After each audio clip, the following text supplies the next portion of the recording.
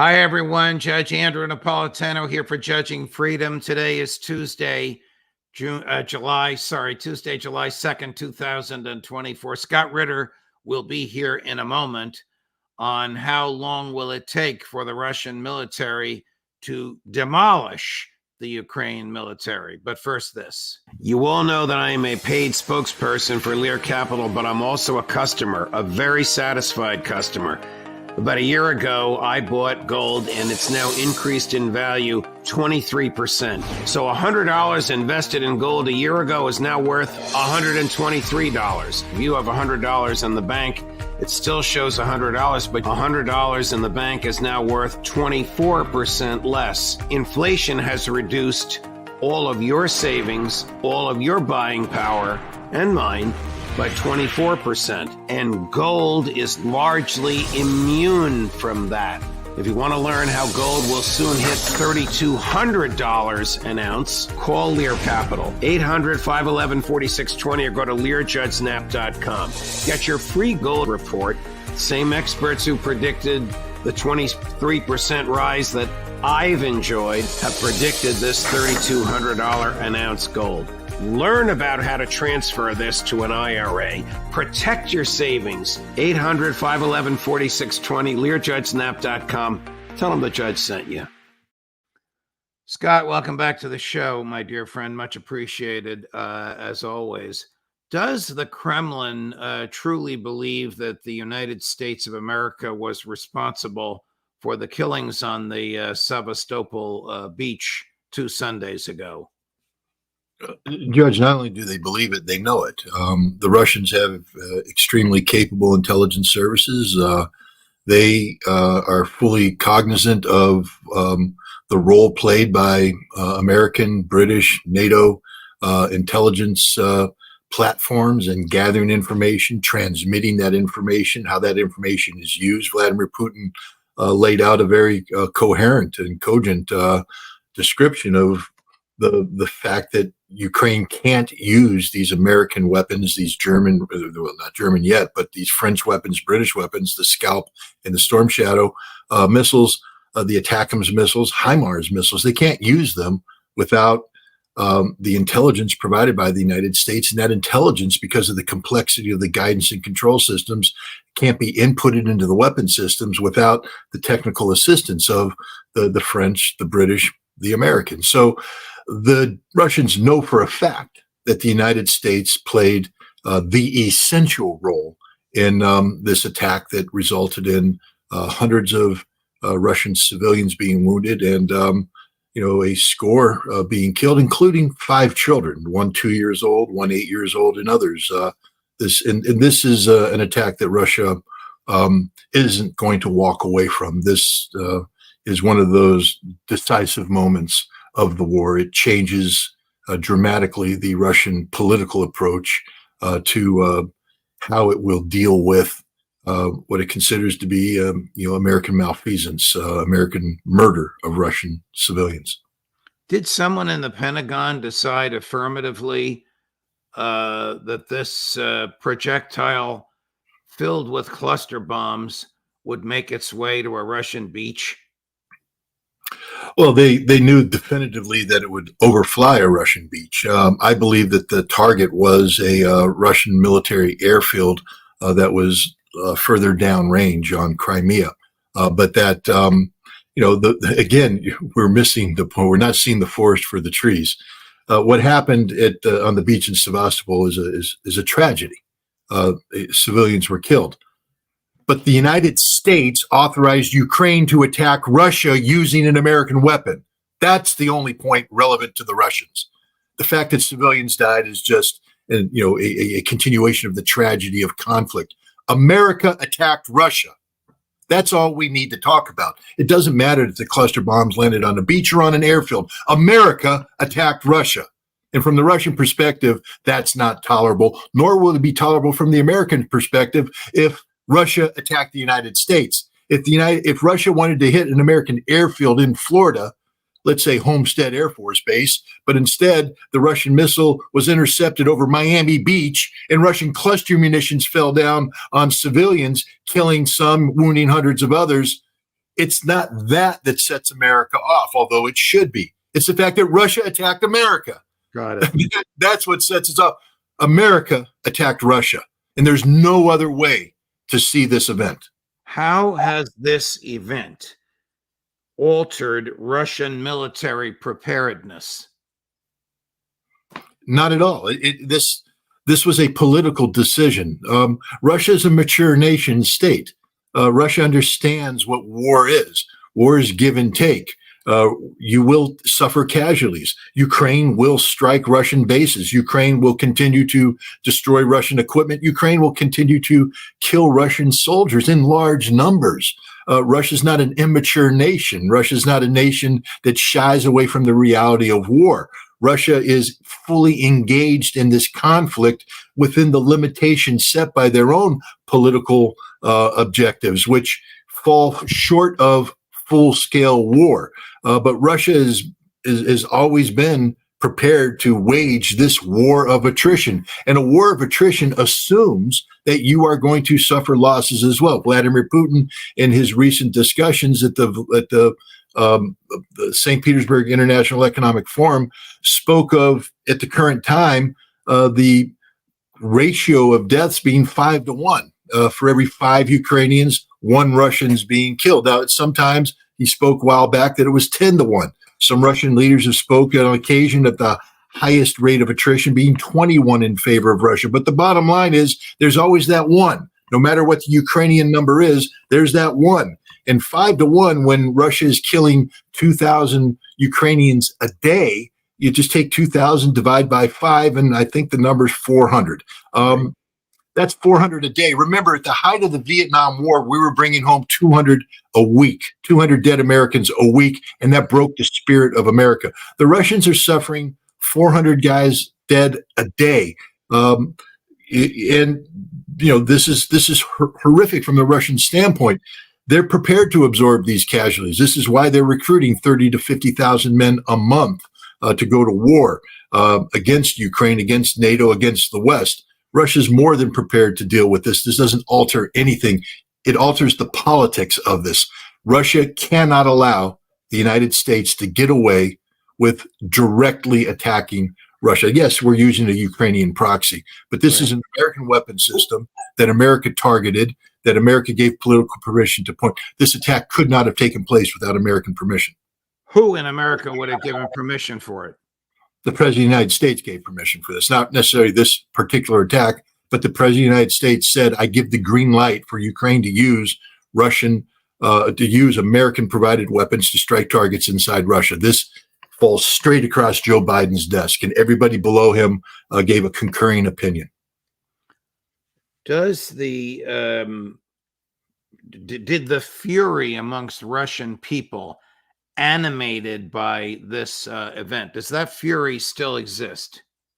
100%. But it's not just the Russian people. You do know that the Russian Foreign Ministry called in the American ambassador and issued a démarche.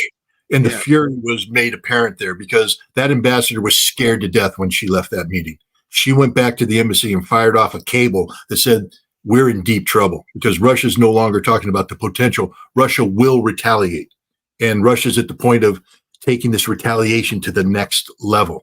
And then that was communicated to the State Department, which immediately got on the ring with Lloyd Austin, the Secretary of Defense, who immediately picked up the phone and called his counterpart, the Minister of Defense of Russia, Bill Usov, and had a conversation in which Bill Usov listened and then said to him, we blame you. We hold you accountable. We will retaliate. That's a guarantee.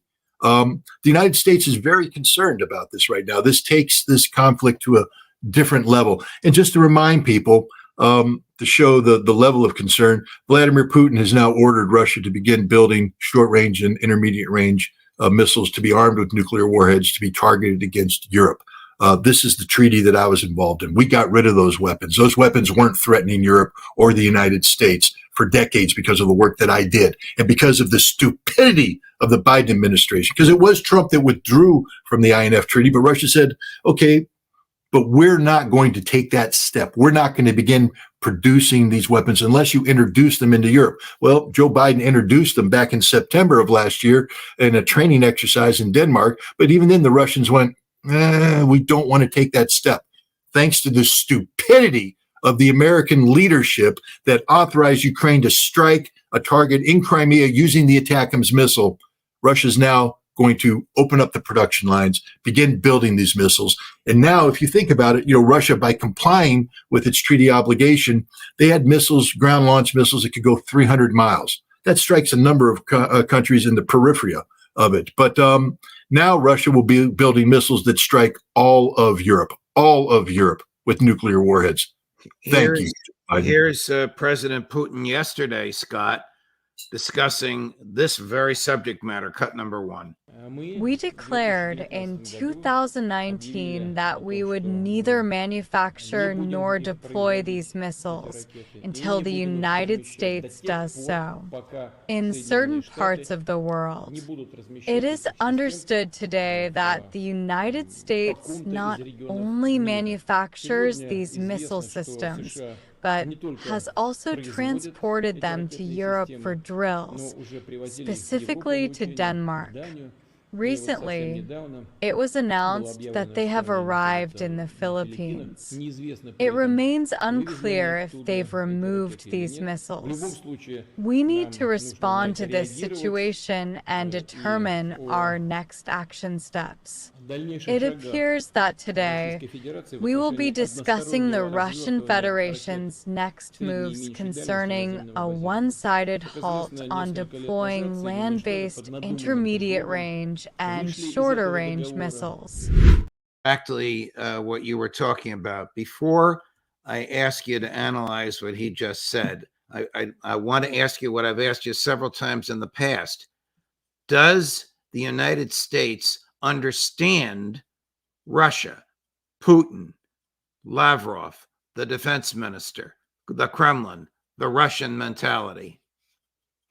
No, we used to. I mean, that's why we had the treaty that I played a critical role in implementing. We understood the Soviet Union, but to understand the Soviet Union, you had to understand Russia. We had quality ambassadors like Jack Matlock, like Chas Freeman, who I believe you've interviewed.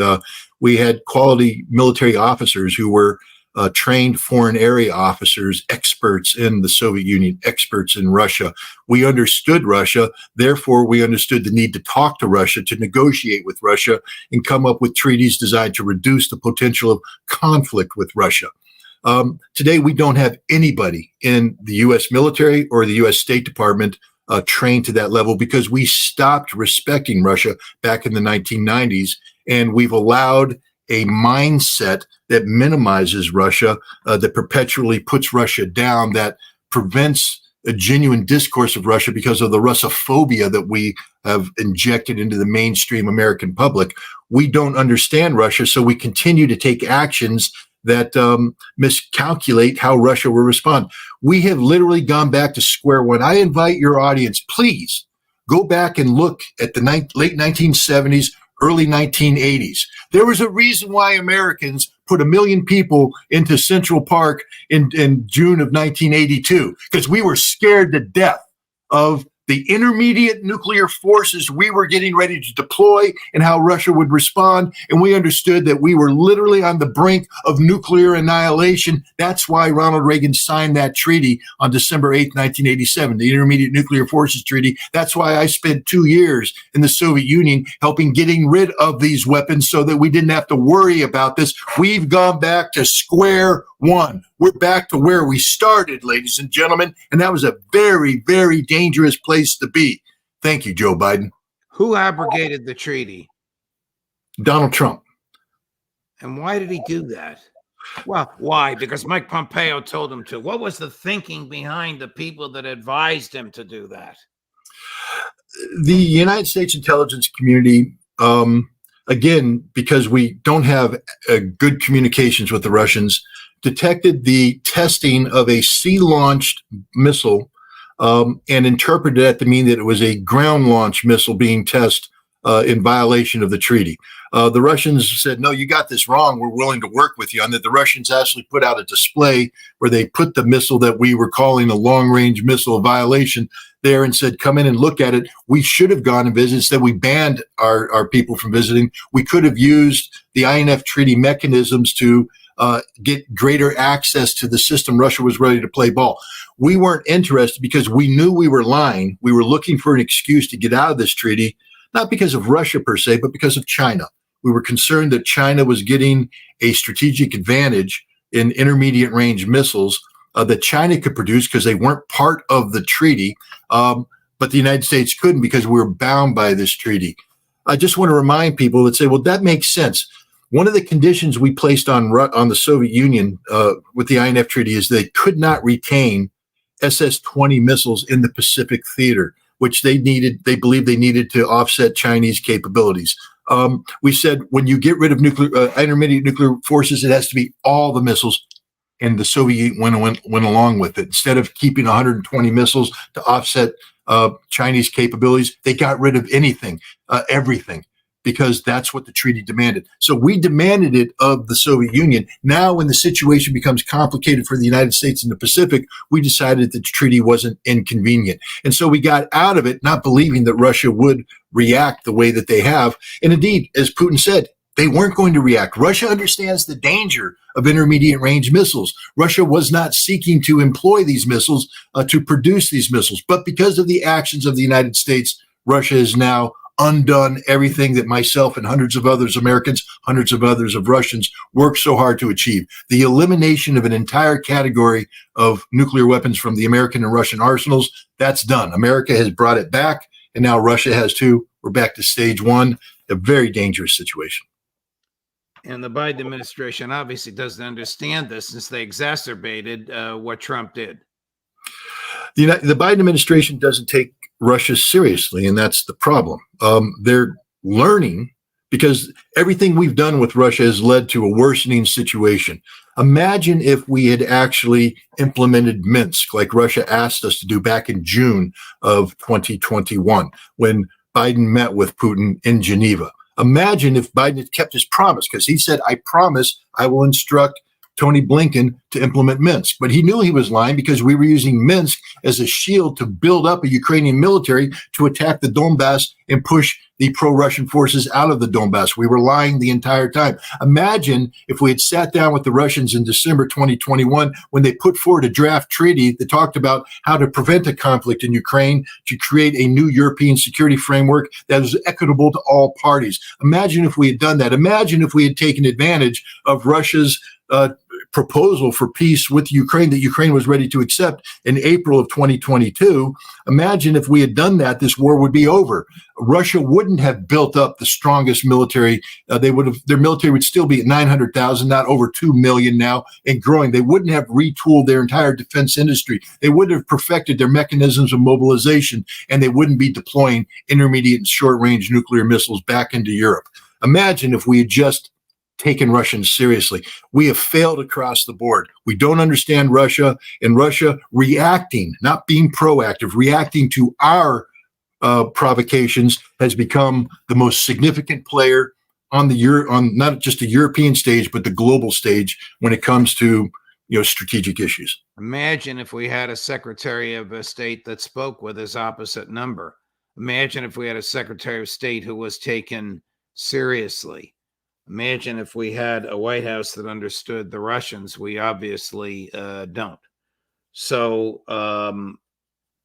back to my question earlier about Sevastopol. Has this put pressure on President Putin to do the type of things that we just heard him say he's going to do and that you have been describing? And B, does it put pressure on President Putin? I'm going to use his phrase now, to finish the task, meaning to end the war. Any pressure being put on Putin comes from inside Russia. That's where the real pressure is. Right. We could be putting pressure on Putin if we had diplomatic relations with Russia worth a damn, excuse my language. Right now, we have an American ambassador just sits there in Russia, provoking Russia, and she's become insignificant. She's now simply a conduit for what limited communication exists between Russia and the United States. Putin faces pressure inside Russia to get this task done in a timely fashion. But Putin has wisely decided that while it's politically inconvenient for him to have this conflict continue, strategically, every day this conflict takes place, Russia gets stronger. We weaken NATO, we fracture NATO, we are destroying the NATO armies that have been built up at hundreds of billions of dollars worth of cost inside Ukraine. Russia's military gets stronger, their economic posture gets stronger. Russia has built an economic machine that thrives under economic sanctions, and Russia's geopolitical position gets stronger because it's the West that's becoming increasingly isolated, not Russia. So from Putin's perspective, there's no need to sacrifice hundreds of thousands of Russians that wouldn't die if he didn't push for an immediate military victory. Russia could win the war this summer.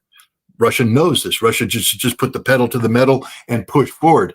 But this could not only cause increased Russian casualties that they don't need to suffer, it could lead to an expansion of the conflict with NATO, which Russia is assiduously trying to avoid. Russia wants to win this war without expanding the war. And for that, Putin is willing to allow this war to drag out, longer than could be if he wanted to win the war now. Russia's under no significant pressure, real pressure, to alter the course of its of what it's doing in Ukraine today. They're winning every single day this war continues. How decimated is the Ukrainian military, no matter what Joe Biden sends there? They are incapable of meaningful. As I said, Russia today, if they put the pedal to the metal, could take the Ukrainian military off the map.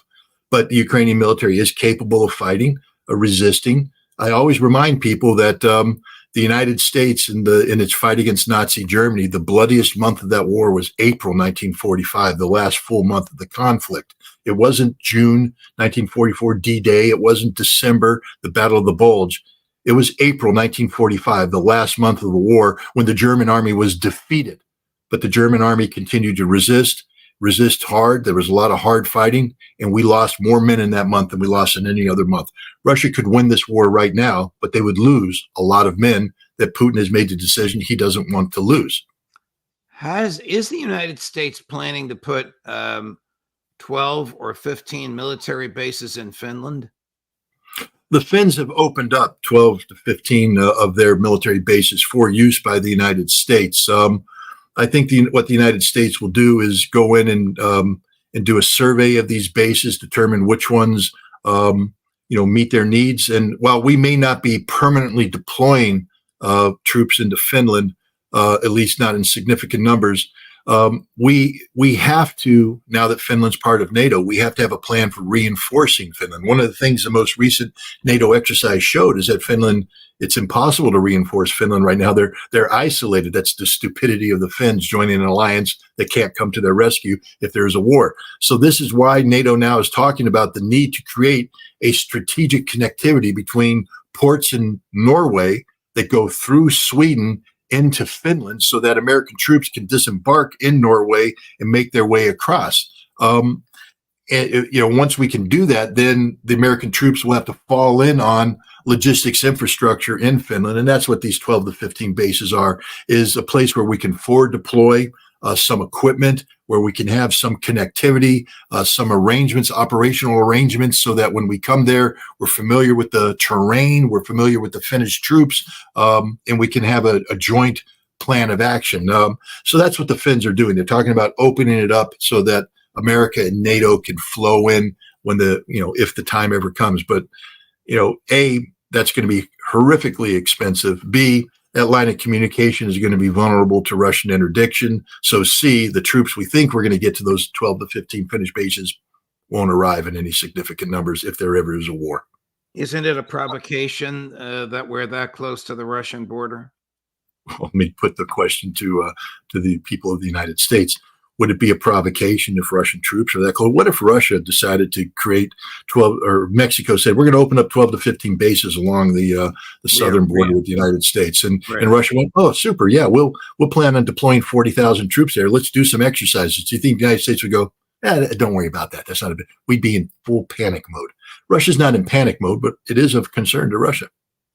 It's a provocation beyond dispute. Let's get back to Ukraine again before we leave. Is there any legitimate, bona fide, legal, valid government in Ukraine to negotiate with the Russians, even if that were such negotiation were in the cards? I don't like to get involved in telling other nations, sovereign nations, how they get to pick their governments. There is a case that can be made that because Ukraine is a nation at war of an existential nature, that having normal elections would be impractical and indeed impossible, and that the Ukrainian government has every right to suspend elections and push forward with what is in effect a civilian/military dictatorship. Zelensky rules by martial law with a Ukrainian parliament that plays no meaningful role in government today. You could make that case. The problem is then when you overlay reality onto that theory, that case falls apart when you realize the extent to which the United States and Great Britain are pulling the strings, to which NATO and the European Union are influencing this government. You can't speak of the Zelensky government as a truly sovereign government capable of making genuinely independent decisions. And so from the Russian perspective, and from the perspective of other nations, the Zelensky government lacks the authority to speak on behalf of the Ukrainian nation, because it has become little more than a puppet of Western influence. So the Russians have said that when the time comes to negotiate the end of this, they will negotiate with a partner that isn't named Zelensky, a partner that isn't controlled or dominated by the West. And so that's where we're at. I think Zelensky undermined his credibility as a leader of Ukraine by foregoing elections. People can say all they want about it, but elections have been held in nations at war before. The United States held elections during World War II, during the Civil War, when Abraham Lincoln was at greatest peril. He held an election, ran against General McClellan, one of his generals who was critical of Lincoln's approach to the conflict. So truly democratic nations find a way to preserve their democratic character by holding elections in a time of conflict. Even though I'm not a big fan of the Iraq elections that took place in 2005, the fact is we, the Americans, recognized the absolute necessity to have an election in Iraq at a time when it was being torn apart by internal sectarian strife, to avoid the path of least resistance by saying, we can't really have an election here. And you know what happened in 2005? The Shia majority won the election, even though we didn't want them to. That's the risk. Right. That's the danger of having an election of democratic nature, is that sometimes the people vote and they choose a path that the outside manipulators don't want. And I think the fear of America, there were an election in Ukraine and they elected a president who respected Putin and whom Putin respected, and they sat down and negotiated an agreement. It wouldn't be the agreement that Boris Johnson scuttled, but it'll be a lot better than continued. Yeah, if there was an election in Ukraine, it's almost guaranteed that the president to emerge from that wouldn't be named Zelensky, and the parliament that emerged would be a parliament that would be more receptive to a negotiated peace settlement, which is why there isn't an election in Ukraine. It's not because of a decision Zelensky made. It's because of a decision the United States and Great Britain made. Yeah, here is President Zelensky lamenting a little bit, talking about the dead and wounded, and for the first time about the need for negotiations. So we have to find and to prepare this plan and to put this plan on the table during months. We don't have too much time, because we have a lot of wounded and dead people on the battlefield and through civilians. That's why we don't want to have this war during years. So that's why we want to prepare this joint plan, put it on the table to the second peace summit. I don't think it's going to get anywhere, but it's the first time I've seen him lament the sorry state that he has allowed Ukraine to devolve into in such a public way. He can't last. His government can't last. Their military can't last much longer. Can they make it to Christmas? Well, I mean, again, the question there is what Russia's willing to do to drive the stake through the heart. And Putin has made it clear that he's not willing to sacrifice, a significant number of Russian casualties that don't need to be sacrificed. That as long as NATO and Ukraine want to play this attrition game, look what's happened in Kharkov. The Russians came in, took high ground north of Kharkov, dug in, and now Ukraine is just compliantly throwing all of their reserves into a futile counteroffensive that's getting destroyed. In Chasiv Yar, the Ukrainians have dug into a city and they're getting blown apart. This is why Zelensky is saying what he's saying, because every time he engages the Russians decisively, his army gets chewed up and spit out, dead. The Russians suffer casualties. Of course they do. The Ukrainians are brave soldiers. They're fighting very bravely, but they're dying. The Russians are going to do that which is necessary to keep the Ukrainians dying at a casualty ratio that is favorable to Russia. That is how you demilitarize Ukraine. And as a result, you get the result we just saw. A defeated Ukrainian leader finally being confronted with the reality that the cavalry is not coming, that they're going to have to find a way to resolve this issue. He still lives in fantasy land. He speaks of a second peace summit. He speaks of, imposing Ukraine's will on Russia. As the Russians have said, as Vladimir Putin said, the best offer Ukraine's ever going to get, it was already put on the table. And at some point in time, probably after the NATO summit, if Ukraine refuses to pick that up, then the next time they meet, it won't be called a summit. It'll be called the unconditional surrender of Ukraine, where Russia will dictate far different terms that'll be far worse for Ukraine. And frankly speaking, there are reports this morning that Viktor Orban is in Kyiv delivering a message from President Putin. I think probably delivering a message from Viktor Orban, and maybe indirectly from an empowered European political opposition. I don't know if people understand the relevance and significance of what happened in France. The first round of parliamentary elections, Macron's party got trounced by the far-right party. While the far-right party hasn't quite taken control of the French parliament, the bottom line is all that talk that Macron was doing about intervening, siding with, getting strong, it's gone, finished. France has been neutered, literally neutered. France is going nowhere. Germany, likewise, is in a very difficult position. Europe cannot sustain. In the United Kingdom, we have an election coming up on Thursday that could change, their ability to back up the rhetoric that they've put out. Europe, the European front, in terms of supporting Ukraine, is collapsing rapidly.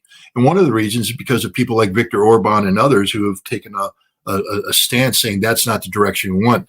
I think Orban is going there telling Zelensky that, you've got to change your evil ways, baby, to quote the Santana song. But the other thing is that Orban, I think, is empowered by what's happening in Europe now to lay the law down for Zelensky, too. There's a significant Hungarian population in Ukraine. And right now, this mobilization that Zelensky's doing is impacting this population. They are being rounded up and sent off to die at the front. And I think Orban, now looking at the change in political situation, now feels empowered to come in and dictate to Zelensky, cease and desist, or that part of Ukraine may not be part of Ukraine when things start to go south for you. Hungary has an interest in those people. And if you can't take care of them, we will. Scott Ritter, terrific analysis, my dear friend. Thank you very much. As always, a happy Independence Day to you and your family. We'll see you next week. Thank you very much. Of course. A great interview. I love it when Scott's on fire, and I know those of you who are viewing do as well. At 2 o'clock this afternoon on these same topics, Matt Ho. And at 3 o'clock this afternoon, these same topics with somewhat of an emphasis on the debate last Thursday night, if you can call it a debate, Karen Kwiatkowski, Just Napolitano for Judging Freedom.